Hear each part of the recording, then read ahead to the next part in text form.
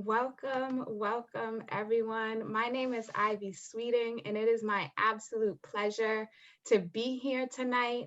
I am the Assistant Executive Director of Boston Faith and Justice Network, and I will be moderating tonight's uncomfortable conversation on mass incarceration as we honor Second Chance Month and focus specifically on reentry. I also share that I come to the table with 10 years of experience working with systems-involved youth, 7 of which I have worked on the ground very closely with gang-involved youth, young adults, and their families across the Commonwealth of Massachusetts. In my full-time role, I currently serve as the Director of Reentry for Straight Ahead Ministries, newest location here in the city of Boston. The Boston Faith and Justice Network is on a mission to call and equip Christians to live just and generous lives. As a part of that mission, nearly 2 years ago, we began this Uncomfortable Conversation series. In it, we seek to learn together about issues of injustice from those with lived experience, those doing the work, and those with expertise. From there, we offer ways to engage in continued learning as donors, activists, and volunteers. We at BFJN believe as followers of Jesus Christ that we are called to this work of justice and generosity, and we hope that this series is a way that helps us all find ways to advance his kingdom on earth as it is in heaven. As viewers may be aware, we began this series last month speaking generally on the topic of mass incarceration and plan to dig deeper into specific topics as time goes on, exploring the various intersectionalities of injustice. Tonight, we honor Second Chance Month, and before I introduce our amazing panelists who come to us with a wealth of knowledge, passion, expertise, and experience, I wanted to just share some general information about reentry. Reentry is the transition from incarceration, life in prison, jail, or juvenile justice facilities to life in the community. Each year, roughly 600,000 individuals return to our neighborhoods after serving time in federal or state prisons, and 11.4 million people cycle through local jails. Nearly everyone who goes to jail, and approximately 95% of persons in state or federal prison, will eventually return home. Although returning to the community may be inevitable, successful reentry and reintegration are not. Recidivism studies reveal that 2 out of every 3 people released from state prison are rearrested for a new offense, and about half return to prison within 3 years. When reentry fails, the social and economic costs are significant. Higher crime, more victims, increased family distress, and greater strain on state and municipal budgets.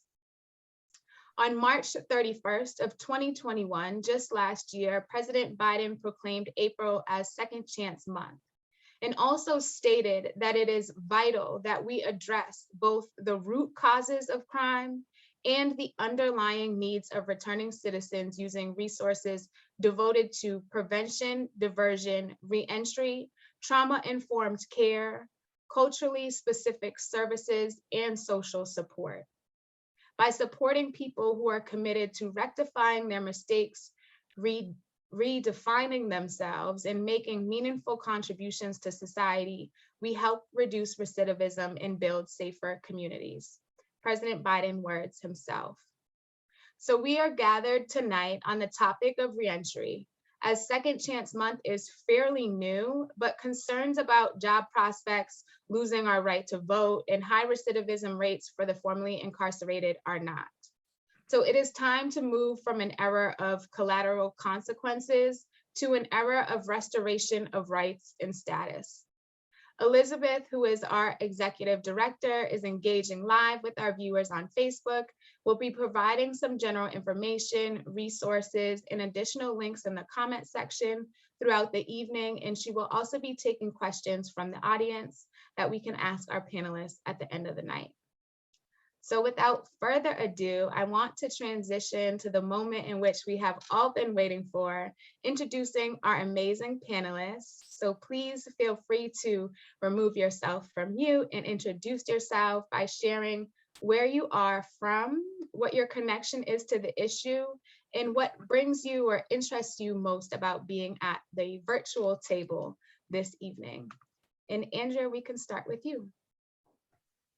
Okay, so my name is Andrea Leverance. I'm a sociology professor at UMass Boston, and I have been doing research related to issues related to prisoner reentry and sort of community experiences of crime and incarceration since the early 2000s. I've done a couple of projects that were based in Chicago with men and women returning from prison to Chicago, and also a more recent project or series of projects in Boston answering similar questions, both of people returning to Boston and Boston adjacent communities, Eastern Massachusetts, and also residents of a couple of communities to understand how they experience crime and incarceration and violence and things like that. All of those projects actually are based in interviews and participant observation and sort of talking to people about their experiences. Thank you so much, Andrea. It's a pleasure to have you on our panel this evening. And Donald.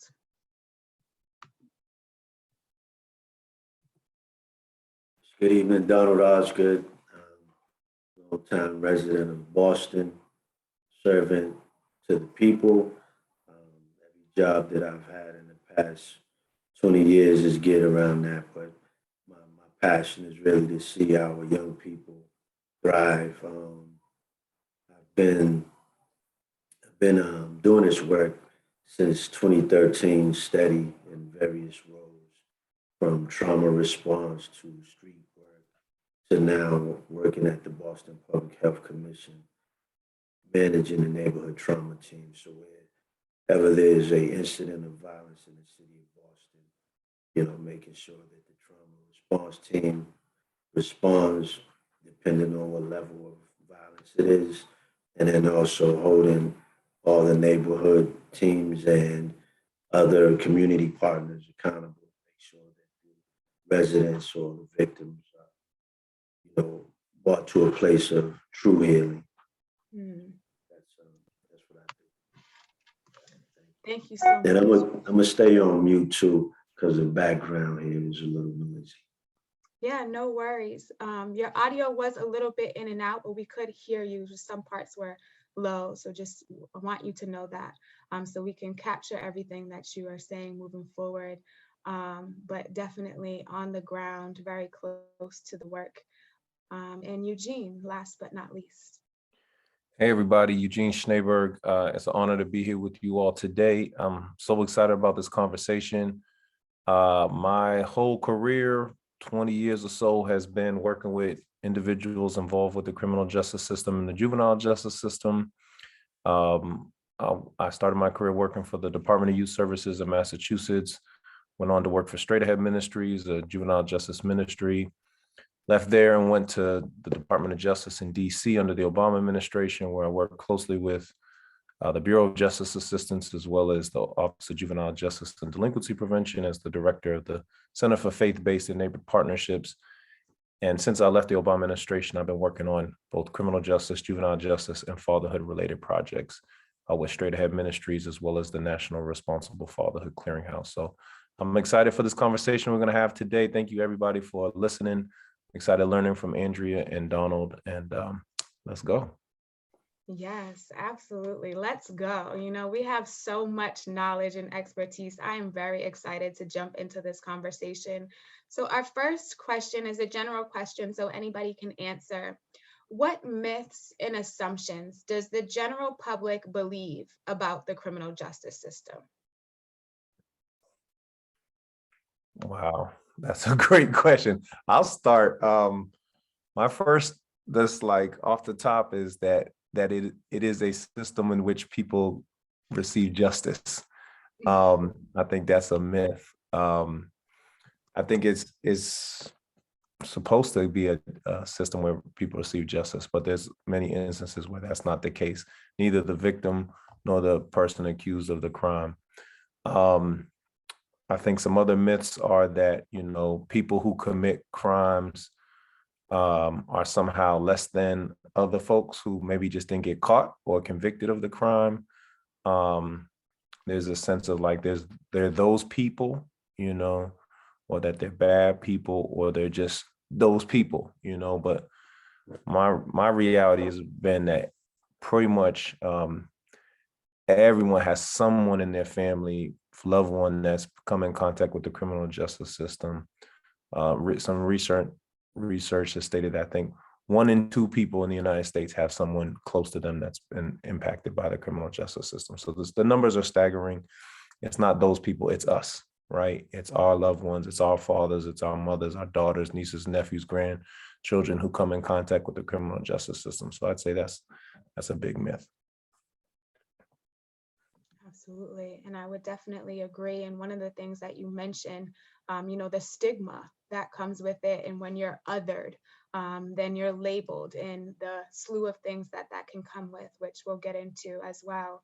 But Donald or Andrea, if you wanted, I'm not sure if you wanted to weigh in on that question as well. Yeah, I'll jump in. Also that it's about rehabilitation. That that's a real myth that, if you happen to go and while you're there, that it's really geared towards rehabilitating you. But the real reality is that it's a revolving door unless you have a strong mind, you work on yourself, there's no real support on that. So I think that's one of the most major myths there, when people think if you go to the system that it's going to correct you because it's the correctional system, right? But it does the total opposite. And it really damages a lot of men and women if they don't have the right type of support when they come home, or even before going in. If you don't have money or someone, right, it's really not a fair system. So I'll leave it right there. Yeah, and I would add, I'm not sure that this is a new myth, but I would reiterate what Eugene said about justice being done, that justice is often not done for anybody, right? And no sort of entry into the criminal justice system, I think in many cases is justice actually done. And another myth that I think we often have is that there's a clear connection between being in prison and deserving to be in prison, and that there's someone commits a crime, and so therefore they end up in prison, and so therefore they deserve what happens to them. I think there are lots of assumptions that fall into that pathway that are in many cases at least not true. Right. Can I jump right back in real quick before we move to the next one? Absolutely. And I think this to what Andrea is talking about. One of the things when we talk about, going to prison or being involved in the system and how fair and just it is, and it isn't, when we have to really talk about the systematic racism that is behind it anyway, because, when you look at the population, I don't have statistics and things like that, but the prison population is majority Black, Latino, and then others trickle through. And so when you think about people coming in contact with the criminal justice system, and, for like light offenses, some guys are doing and gals are doing like 10, 15 years. And when you do a comparison to, say, a Black man and a white man in the criminal justice system, same crime, one may get probation or maybe even time served, depending on if they're sitting and, waiting on bail, and the other one will get the maximum sentence on that same thing. So those are, the myth is that it's fair across the board, and the real reality is it isn't. And so, the conversation is important because most people don't know that. And, if they think that it is, they need to know that it isn't, so that when we're working on a lot of these laws, right, a lot of legislation is being passed, and I'm sure thought I saw that in there as a question somewhere. But a lot of legislation being passed that seems to be, in support of protecting the community and protecting the people. But when you get down to it, those things really negatively impact the Black communities. Mm-hmm. Absolutely. Absolutely. And, the conversation of racism and also money are the, further focus in the month of May and June, because, even 1 hour's time is not enough for us to talk about all things mass incarceration. So we'll certainly dig into the topics of racism and money further in months to come. But what are some of the things that make it most difficult for returning citizens to return to their families and communities, the barriers to reentry, if you will? If I can, I mean, one of the major issues, and then I'll just stick a pin on it. Like if it's a drug related, time served, and you come home, and if your family lives in like BHA or, a government property, then that person who was arrested, done their time, then they come home and they can't move back into, where they were living before. So that's a major barrier.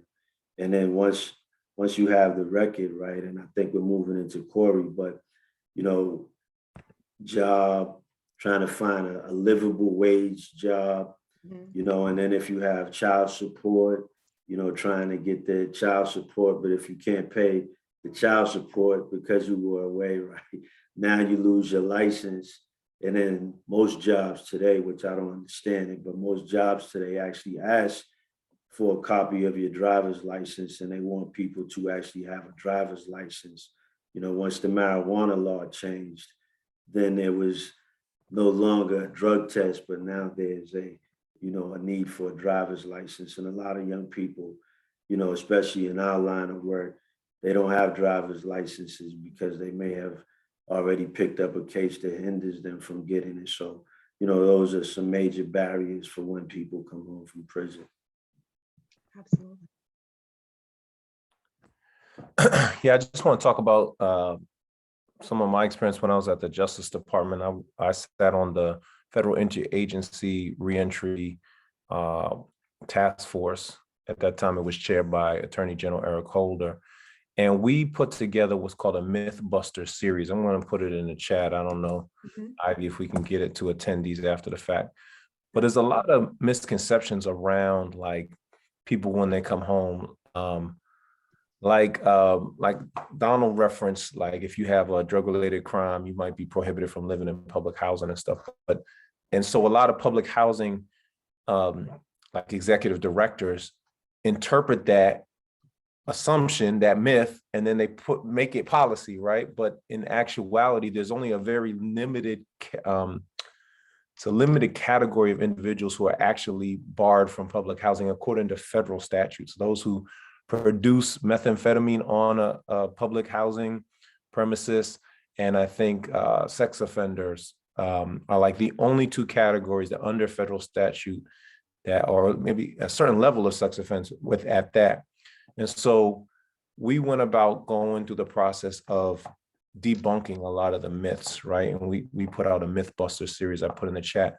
Same thing with student loans. A lot of people think, oh, I got a record, so I can't get a student loan. Well, there's actually a very narrow group of individuals that are barred. Those who received federal aid, financial aid, caught a drug charge while receiving that federal aid, are then prohibited from receiving future federal aid. But if you've never gotten financial aid and you catch a charge, and then you later on in life want to go and get student loans, you're eligible, right? So there's all kinds of myths that are out there floating around what people can do, where they can work, and so forth and so on. So I think that Mythbuster series is helpful because there's a lot of people who want to reduce barriers. There's so many folks like Donald and Andrea and so many others across the country that are day in, day out working to shift policy and reduce barriers for folks coming home. It's pretty exciting. A lot of times we want to focus on the negatives and all the challenges, but there's a lot of extraordinary examples of individuals like Donald and so many others, countless others that are overcoming those barriers and just killing it and changing the game. And so, yeah, I'll stop there. So this is sort of a nice pathway through our comments, because I also want to highlight, I think we have the formal policies that restrict opportunities around housing and employment and having a driver's license and things like that. And then there are the myths attached to those, which may be more extreme, in how those policies get acted on, right? Which may be even more extreme than the written policies themselves. And I think those are important distinctions, right? And some of that may be about communication and making sure that people know, and making sure that people understand sort of the what they're actually doing when they're in a position of power and can make some of those decisions around employment, for example. I think there are also informal barriers that can be really challenging. And one of those is around family tensions, for example. And so if you do have a history of drug use, for example, if you do have a history of offending, there can be a lot of tension within those families. You may be dependent on families, or that may be a main resource for having a place to stay, but very understandable tensions within in families. And so I think sort of restoring relationships can also be another challenge that can both complicate the sort of things like barriers to housing and barriers to employment, but can also just be an emotional challenge as people come out for everybody involved. Absolutely. And then, you think about the emotional challenges and the mental health challenges that individuals have, returning to the community as well. And the access to healthcare and appropriate services is certainly a barrier that I have seen amongst some of the youth and young adults that I've worked with over the years. Thank you very much, all of you. And so we're going to move into specific questions. So our first set of questions is for you, Donald. What is a query, and what rights may be taken away as a result of a conviction or a felony conviction? So, and I can just speak for myself, right? Corey, I don't have the exact name, but I do know when it first was created, something that Eugene said a little while ago, it was created, to kind of keep track of the sex offenders before the SORI came about. And, again, everything that's made has a negative impact in our community. Because I can remember young people getting arrested for, joyriding and stolen cars, and then having a query on their record, and then they can't get jobs and things like that. So, for me, and so I'm on the Massachusetts Coalition to Prevent Gun Violence. And, my brother is, he trains people in proper technique of guns and things. So I said, let me try and get my gun license, since I'm, now I'm home 20 years. Fence was like 30 something years ago, right? And Corey sealed. And I had a whole conversation, with Boston Police Department, because they're like, well, this is this, right?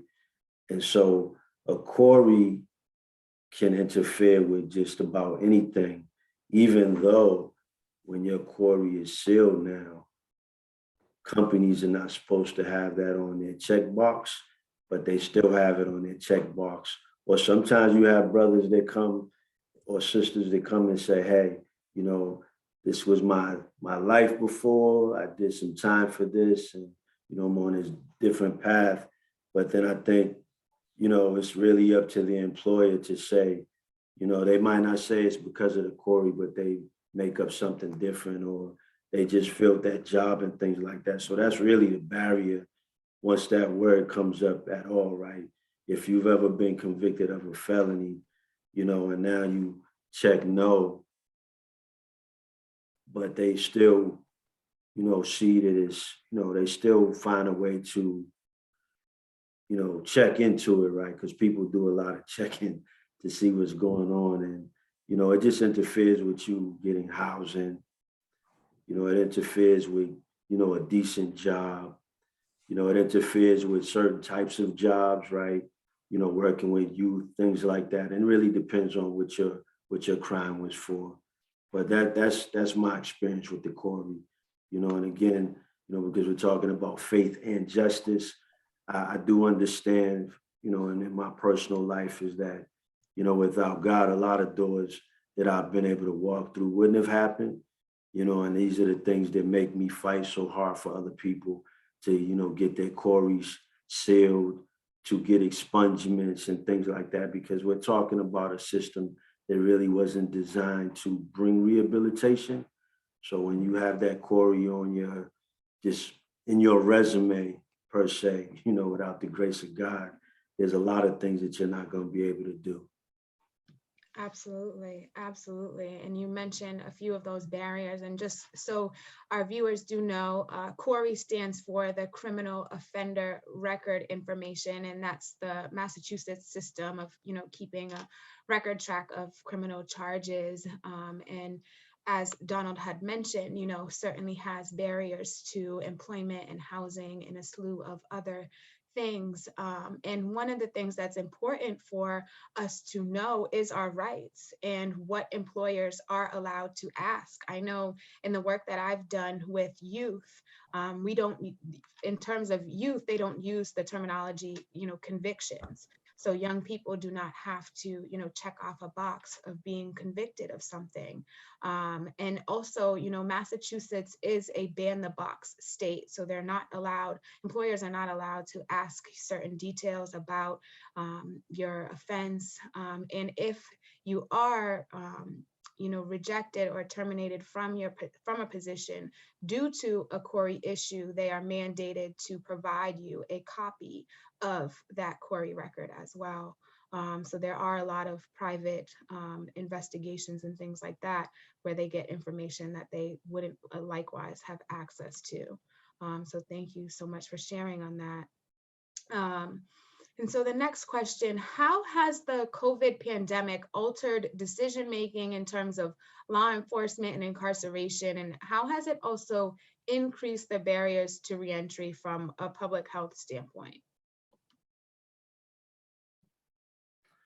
COVID has just devastated a lot of people. I was just reading an article. I forget which state it's in, but, and this is happening in a lot of states where, some, because we're talking about race too, right? Where a lot of Black men and Black women haven't been able to get out, during COVID, even though their health was probably, in a real bad place. But then up here in Boston, we did have a moment where a lot of inmates were getting out, and it just was the balance because a lot that needed to get out didn't get out based on their health issues. And as far as enforcement, I know last year a lot of people were being arrested and then not held, based on COVID because, you can't have people within that certain amount of space. And so a lot of people were getting out reoffending, going back, getting out reoffending, which made it tough on law enforcement to do their job because, they were frustrated as well that, they were making, some legitimate arrests and people were being let out, based on, their attorneys saying, COVID and this person has this disease or this illness and they need to get out, and then just from a public health standpoint, the increased barriers for, a lot of people like telehealth. I think, diagnosing someone through telehealth is not as efficient as it would be in person. So a lot of people weren't being, diagnosed for other things. A lot of people weren't being able to go to the hospital or to their clinic during, the pandemic for like eye issues, insulin, things like that. A lot of things were on hold health-wise because we were more concerned with COVID at the time, right? but there has to be a balance. And I think we all did the best that we could, but I think we lost some great people too because, we were so focused on COVID and so afraid of COVID that other people were dying, based on maybe say diabetes, couldn't get to the hospital because of their cancer treatments. And, a lot of hospitals were overbooked, over capacity with short staff, staff being sick. So public health, you think about the EMS, a lot of them were stretched thin and they're still stretched thin because, we're still trying to bounce back. So from a public health standpoint, we still have a long way to go to be in the green. I say we might be now in the, in the yellow if we use a color bracket. Yeah, and there's a lot of different layers to it and complexities. COVID certainly threw a wrench into the picture for sure. Thank you, Donald. So Andrea, we're going to transition over to you. I was going to ask, can you explain some of the research that you did for your most recent book, Intersecting Lives, How Place Shapes Reentry, and what you learned about communities impacted by mass incarceration? Yeah, so there were kind of two main sources of data for this project. One of them was repeated interviews with men and women who were being released from the Suffolk County House of Correction. And so I was interested both in people who are experiencing short-term incarceration. So if anyone is not familiar, a majority of people who are incarcerated who serve time in Massachusetts do so at the county level. And those are for charges, sentences of 2.5 years or less per charge. And so some people are in and out all of the time. It's a very local thing. Many people are from Boston, end up in the Suffolk County House of Correction and so on for other counties. And so I was interested in that. We interviewed people once shortly before their release and then did our best to follow people and interview them up to 4 times after their release so that we could see kind of how their first year unfolded, what their experiences were like. We asked about childhoods and backgrounds and their present lives and things like that.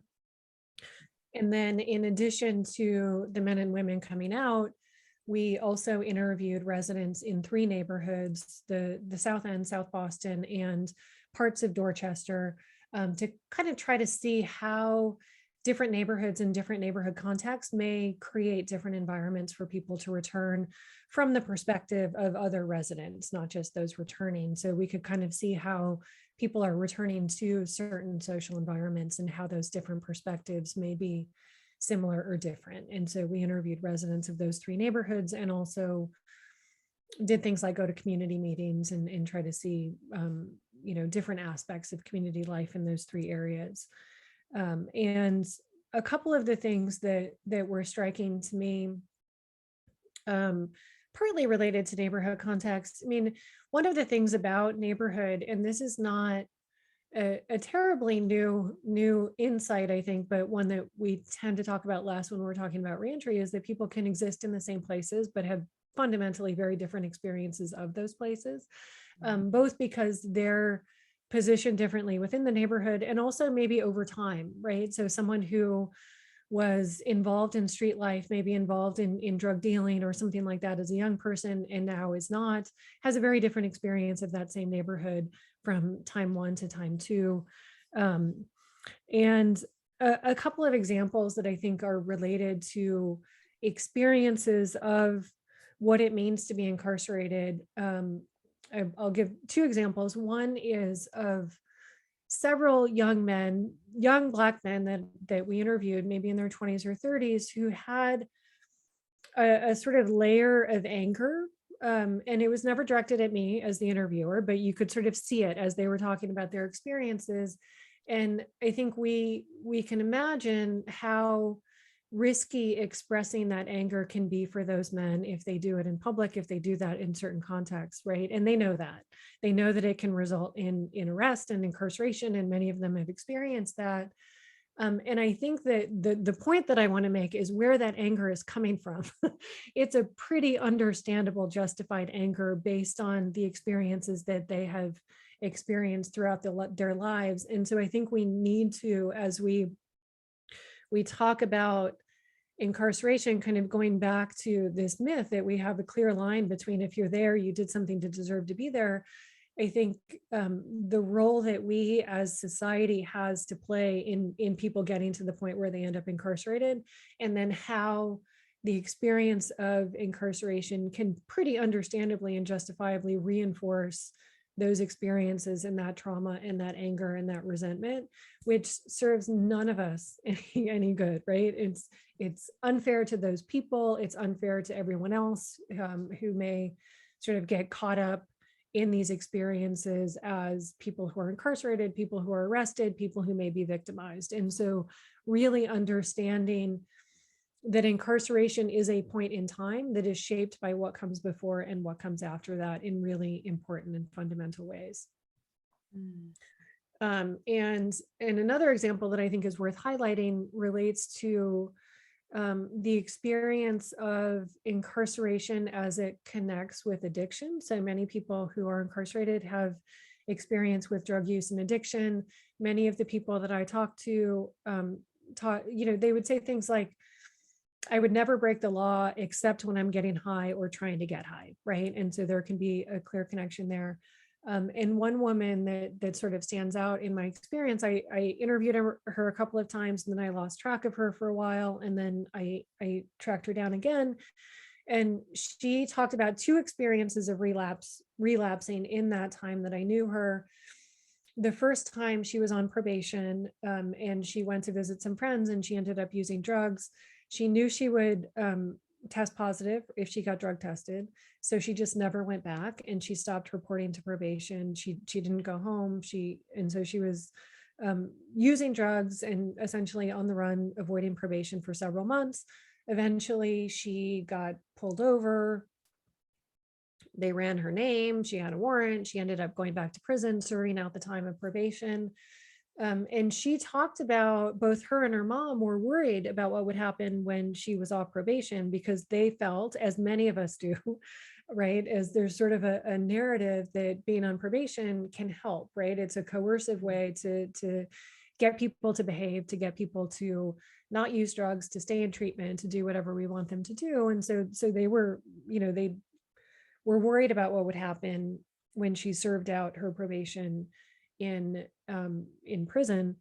And so she was off probation the second time. She relapsed again for a couple of days, and then she went home and she went to a methadone clinic. And so the probation didn't make her do anything, right? It didn't make her use drugs. It didn't make her not use drugs.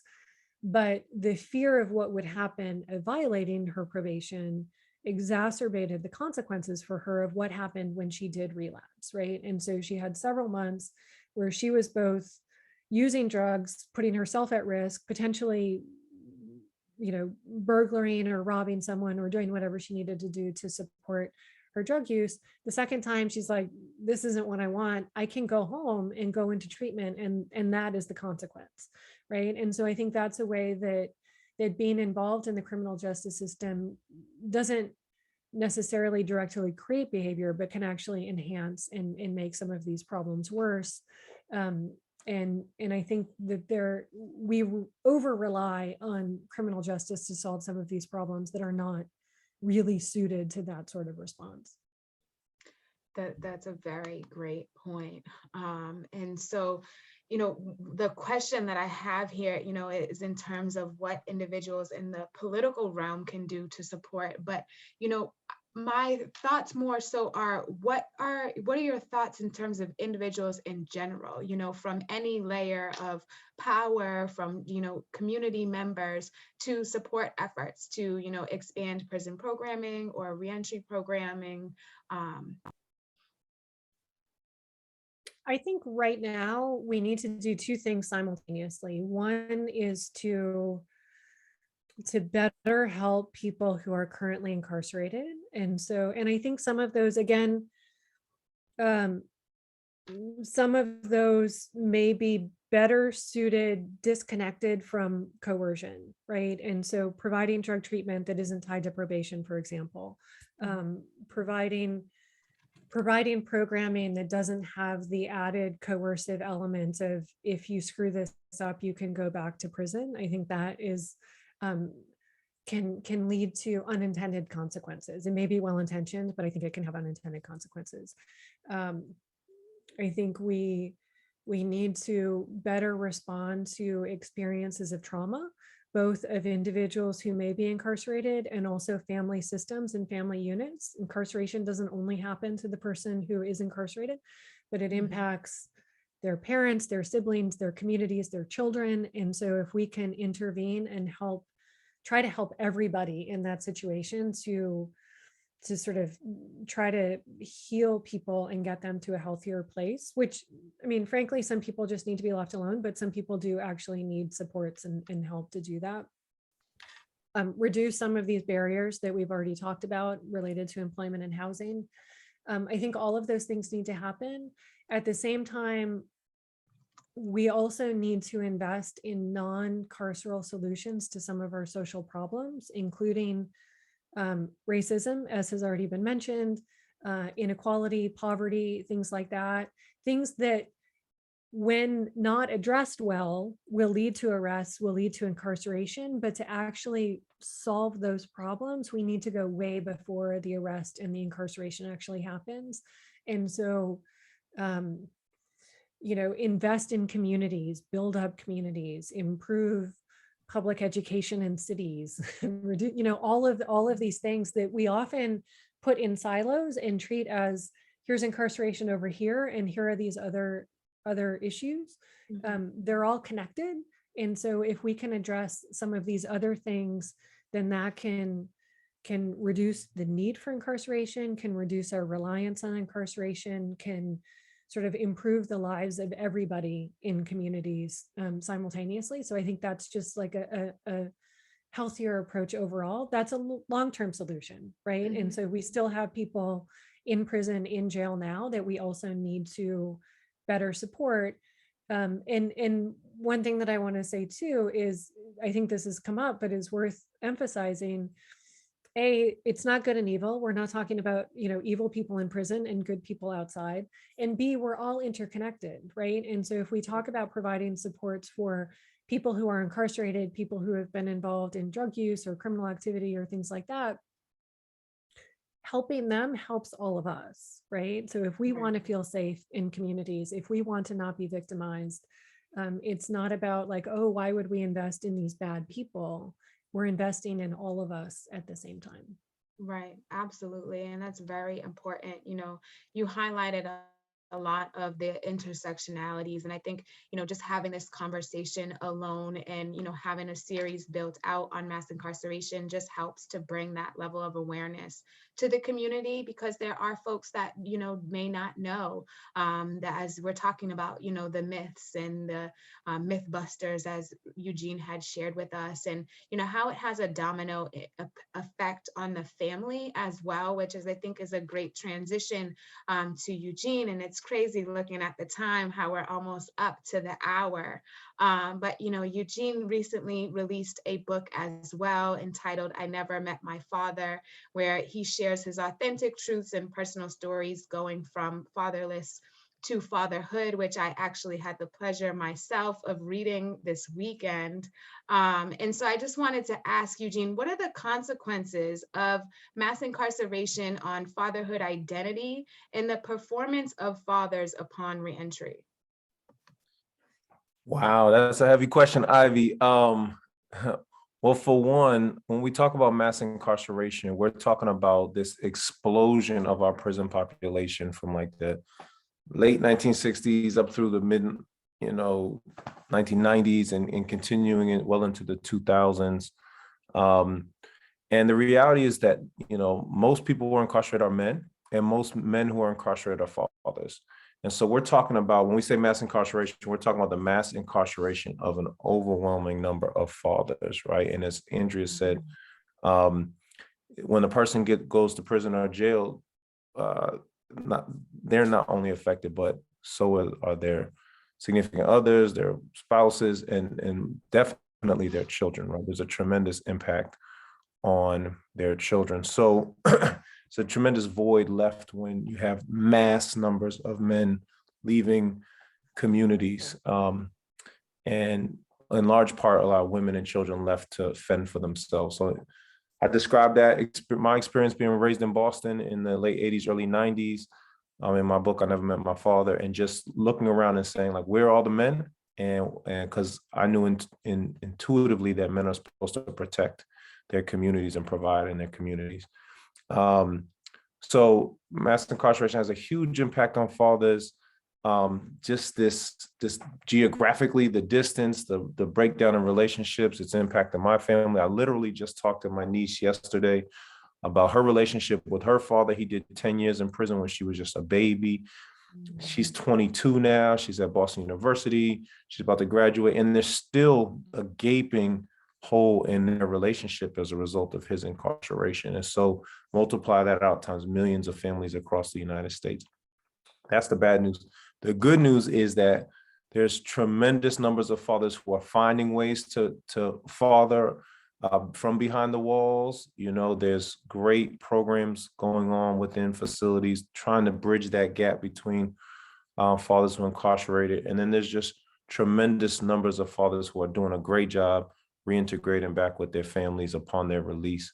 So yeah, there's a lot that we need to do to strengthen ties between fathers and their children. But it's kind of this sick cycle where fathers are kind of out the home, and then their sons and daughters are kind of left, in many cases, almost alone. And then oftentimes that cycle repeats.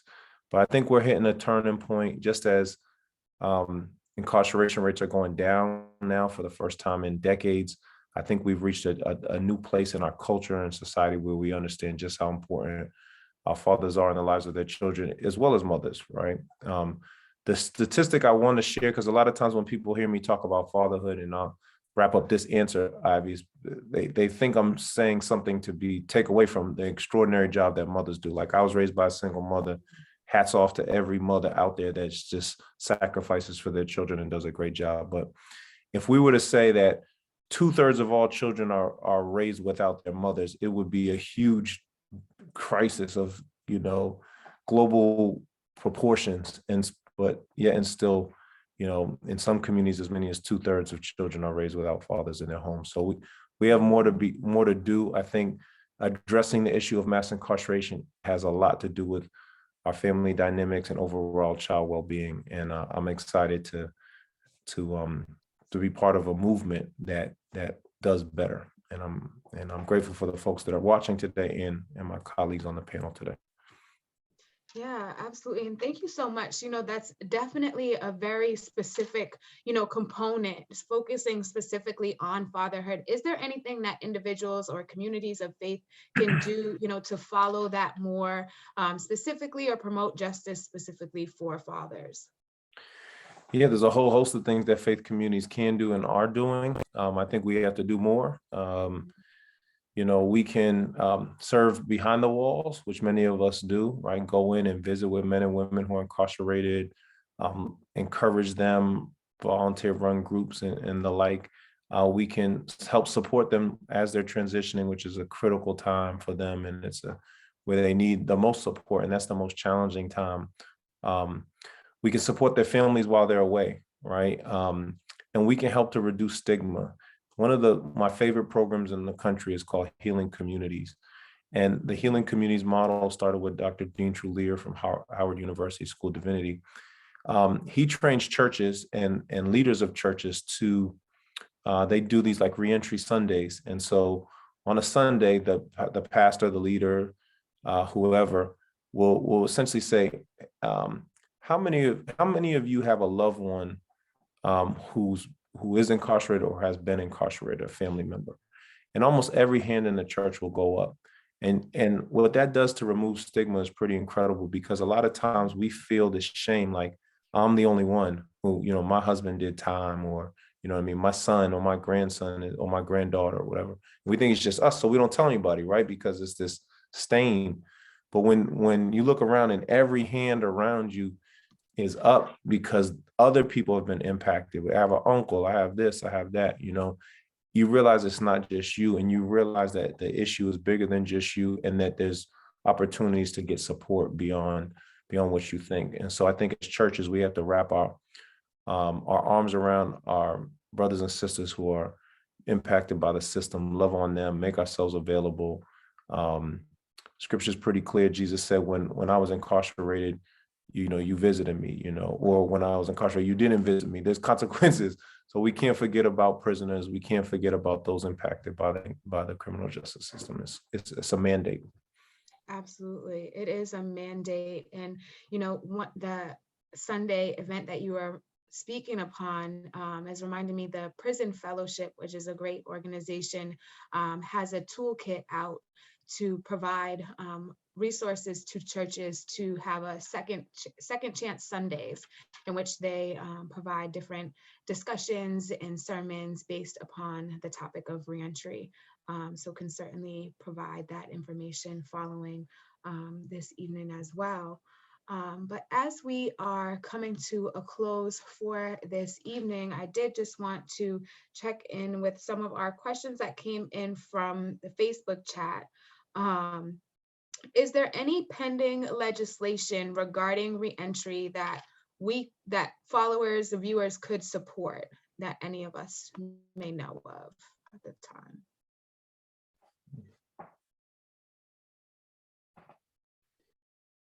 And this is a great question, and certainly something for Elizabeth and I to follow up on and provide continued resources on our social media as well.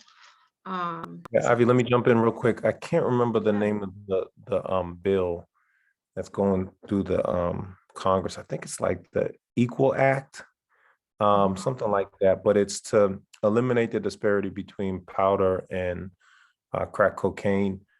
Years ago, they reduced the disparity from like 100 to 1 in terms of sentences, and it's reduced to like now like 5 to 1 or whatever. But they're trying to really get parity, and so that's something that, as Donald mentioned, the kind of systematic racism that we see in our criminal justice system, where it's the same drug, it's just produced in a different form, but has such dramatic differences in sentencing, and really based on a perception of who's using that drug. So I'm pretty sure it's something like the Equal Act. We'll find out and get back to you. Yeah, absolutely. And that was something that we had discussed last month on our panel as well. So continue conversation. And Andrea, were you going to weigh in as well?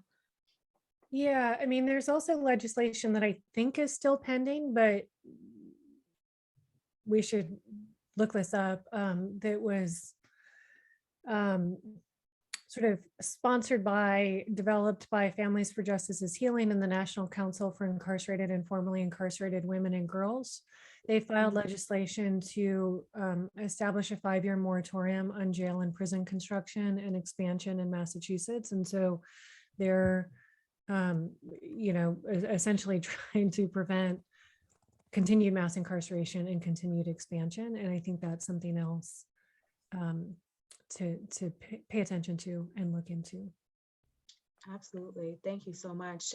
And Eugene had just mentioned the Equal Act legislation, and we can share that direct link after the event as well. Thank you all to our viewers. I know there's lots of other questions that are coming in, and we can save some for next month, as we are coming back on May 25th to talk about racism and mass incarceration as Black incarceration.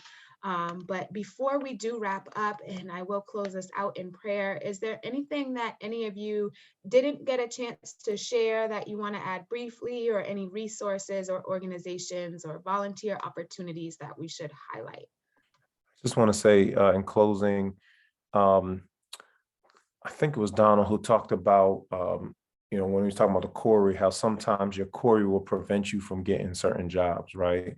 And And that's bad news. But the good news is there's a growing recognition across the country that people with lived experience, including being previously incarcerated, is actually an asset in many cases. And so I'm every single day I hear lived experience, lived experience, lived experience. And I think we're going to continue to see that more and more because people are beginning to recognize those who are closest to the problem are also closest to the solution. And so I'm just grateful for brothers like Donald and so many others who are out there on the front lines, using their experience, using the lessons that they've learned, using the credibility that they have to impact lives and communities. And so, whereas before it was looked as a stain, now is a requirement for a lot of opportunities. So I'll just close with that thought. Absolutely. Brings a lot of hope. Thank you, Eugene. Donald or Andrea, I didn't know if you had any closing thoughts or things you wanted, burning desires you wanted to share. Yeah, I'll say I follow up with what Eugene just shared. I think lived experience. I feel like we all have lived experience. I think when you think of someone who is re-entering, society as we call it, look at them as that was their college, right? And because we're talking about faith, think about, you know, this was a God ordained moment, why this person was where they were, because it was a part of God's plan, you know, Mm, to Moses. Moses was in Egypt, killed a man, was on the run, and then God sent him back to his people to set the captives free. And so a lot of the things that transpire when people have that revelation that, I'm here for something more, and you find, but let me not say you find, when you allow God to enter into your life through Jesus, that's my faith, then he can send you back to those places where you were, whether it was prison, whether it was the streets, whether it was corporate, because we talk mostly about, you know, shootings, drugs when we talk about crime, but we don't talk about those white collar crimes, embezzlement, and things like that, right? So when a man who's been embezzling comes out and then he goes back and starts teaching financial literacy, right? So thinking about incarceration like that, that's college for somebody. And then that lived experience makes more sense for people to get their deliverance and their healing at the same time, but always keeping God first. Because without him, all these conversations that we have, they're just, useless. But thank you for having me, Ivy. My mind, I was trying to wind my mind in because my mind is still somewhere else. Um, you know, but definitely I appreciate this opportunity to be present with Andrea, Eugene. Anytime you need me, I'm here. And just again, thank you for everyone who's watching. I know some people were texting me that they couldn't find out how to get on. So, maybe for next time we make it a little simpler for them. But, thanks again for having me. absolutely. And for anybody who is watching or has difficulty watching, it will be posted on afterwards on our YouTube channel. So we'll be sure to send that to you, Donald, so that you can share with anybody that wasn't able to locate us. But thank you, because we feedback and we can always do things better. So we appreciate that as well. Andrea. Yeah, just very quickly to build on the lived experience idea, I think we as a society can also shift our perspective a little bit where we are focused more on rewarding and supporting and validating the positive things that people are trying to do, whether that's use their lived experience to come up with better solutions to problems, whether that's trying to reconnect to children that they may be disconnected from and they may have strained relationships with. We can do a better job supporting those efforts, which can help build and sort of develop those within individuals, within communities, within societies. And that's, I think, a slight shift, and I would argue a better perspective than always focusing on punishing the negative, reward what people are doing and support those efforts. I absolutely agree on a strengths-based approach. Well, thank you all so incredibly much for your time, your talents, and your treasures. I will just close this out in a quick prayer. Lord, I just thank you for this time, this day, this opportunity for gathering us here, Lord. We know that where two or more are gathered, that there you are in the midst, Lord.